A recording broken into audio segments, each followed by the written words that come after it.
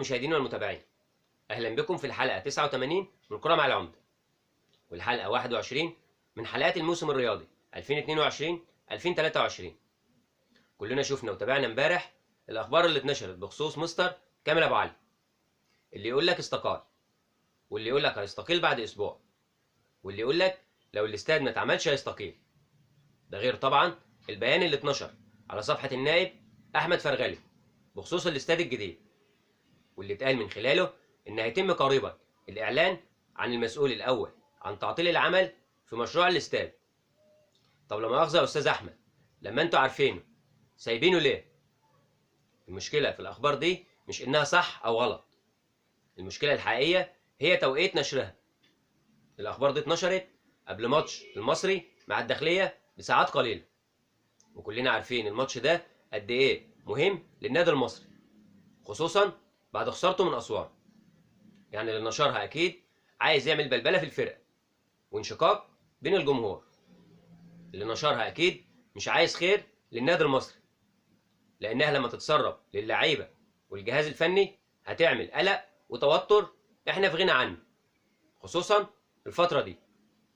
على العموم الحمد لله ماتش الداخلية عدى على خير وانتهى بفوز النادي المصري بهدف نظيف سجله نجمنا مروان حمدي، عشان نعوض خسارتنا من أسوان ونستعيد التوازن في الجدول من تاني، بعد ما ارتفع رصيدنا ل 14 نقطة وبقينا في المركز الثامن، وفي انتظار باقي نتائج الجولة 11 من منافسات الدوري.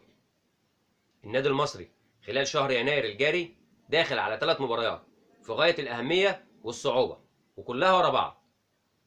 الأولى يوم السبت 7 يناير أمام نادي الاتحاد السكندري، والثانية يوم الخميس 12 يناير أمام النادي الأهلي، والثالثة يوم الجمعة 20 يناير أمام نادي غزل المحلة.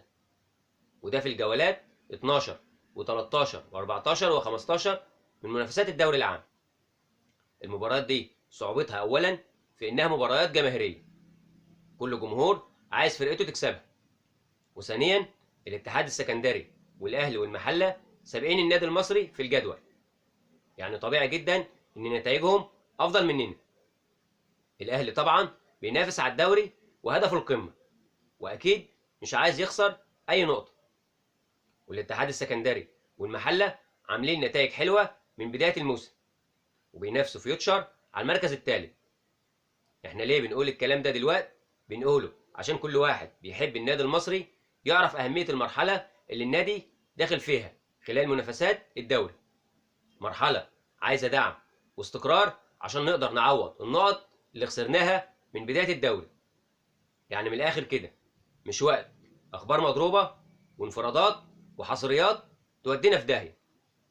اللي بيحب النادي المصري يسعى للحفاظ على استقراره وحل مشاكله، مش يعمل له مشاكل وأزمات جديدة.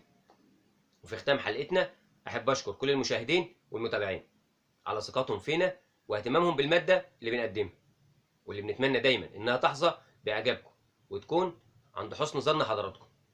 إلى اللقاء في حلقة جديدة وانتصار جديد للنسر الأخضر إن شاء الله. ما تنسوش تعملوا لايك للفيديو واشتراك في القناة. دمتم في رعاية الله.